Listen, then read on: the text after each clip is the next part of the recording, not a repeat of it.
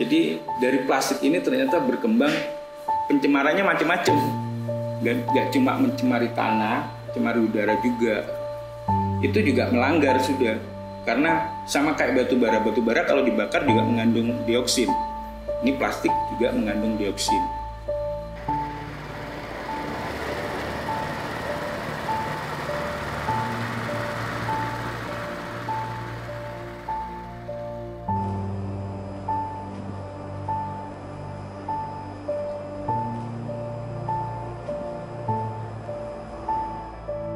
Ada permasalahan besar di sungai.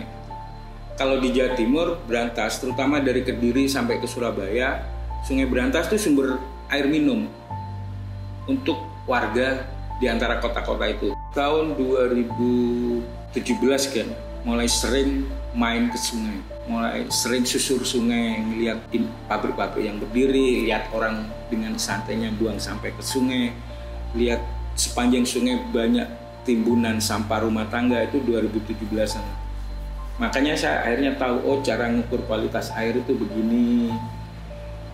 Kalau airnya mengandung klorin, oksigennya segini, ini berarti dia tidak layak untuk ikan hidup.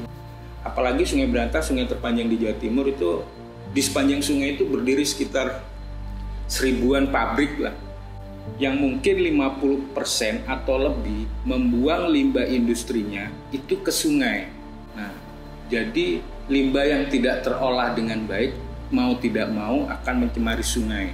Yang kedua adalah bagaimana warga itu, terutama bantaran, sungai itu sebenarnya punya ruang yang sangat lebar.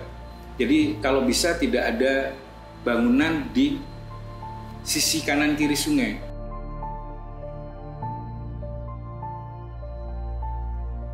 Kebetulan bareng Ekoton itu, bareng NGO itu sering melakukan sampling di sepanjang sungai itu.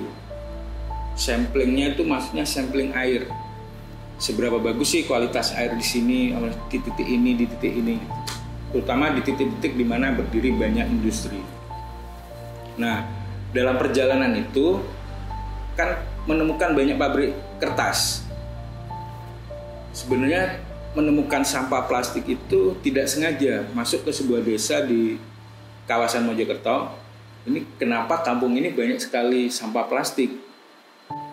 Telusur-telusur, oh ternyata bahan baku ini adalah bahan baku seluntupan ketika pabrik kertas mengimpor sampah kertas dari luar negeri.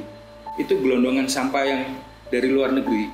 Nah, di dalam sampah itu ternyata banyak sekali sampah plastiknya. Jadi tidak melulu kertas. Manifestnya adalah mengimpor sampah kertas, tapi yang masuk adalah sampah plastik, sampah medis, macam-macam. Mungkin kertasnya cuma 40%, sisanya adalah sampah-sampah yang tidak dibutuhkan oleh pabrik kertas. Nah, itu kan secara hukum sudah ada perilaku ilegal, entah dari pengimpor, entah dari pengekspornya. Sampah plastiknya kalau nggak dijual, ditimbun di sekitar pabrik. Dan masyarakat mungut, kira-kira ada nggak plastik yang masih punya nilai jual. Kalau yang punya nilai jual mereka kumpulkan, kalau yang nggak punya nilai jual mereka tetap timbun. Dan ini yang jadi hal baru lagi, dijual ke pabrik tahu.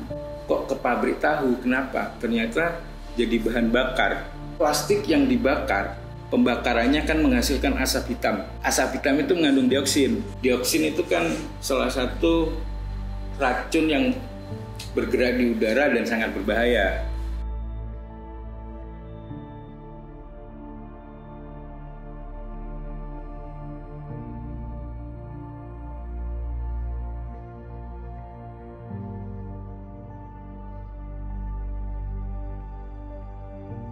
Selama bareng Ekoton mengerjakan itu, hampir semua ikan yang kita tangkap dan ikan yang kita beli dari nelayan-nelayan sungai itu mengandung mikroplastik. Selalu ditemukan mikroplastik di dalam tubuh ikan.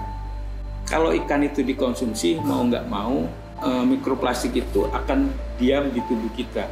Artinya mikroplastik nggak cuma ada di lautan sebenarnya, di sungai pun juga ada. Nah, kenapa saya konsen sama sungai? Karena orang ini banyak melulu bicara tentang laut. Padahal apa yang ada di laut sebenarnya awalannya tuh dari sungai. Kalau sungai kita bersih, perilaku kita di sekitar sungai itu bersih, mungkin nggak sekotor sekarang lah gampangnya gitu.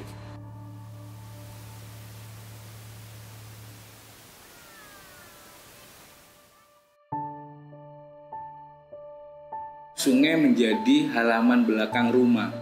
Kalau sudah namanya halaman belakang, umumnya jadi tempat sampah. Kita kan nggak punya habit untuk memilah sampah.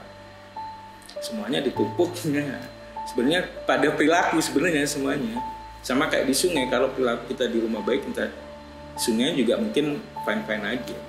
Dan pemerintah itu juga perlu untuk berperan aktif. Jadi untuk perda kayak di Bali kan ada perda pengurangan kantong plastik misalkan di Bali. Jadi semua supermarket tidak menyediakan kantong plastik. Semuanya bawa tote bag. Kalau nggak bawa tote ya udah kamu bawa pakai kaosmu atau gimana. Itu perlu gitu. Mungkin tidak dampaknya kalau dibandingkan dengan jumlah produksi mungkin tidak akan mengurangi banyak, mungkin hanya sekian persennya aja, 0, sekian persennya. Apapun itu sebenarnya semuanya kembali ke lingkungan sebenarnya. Mau kita bagaimana? Kalau lingkungan kita baik itu juga mempengaruhi kualitas hidup kita. Apapun permasalahan, karena sebenarnya semua permasalahan itu hampir semuanya berbasis dari lingkungan sebenarnya.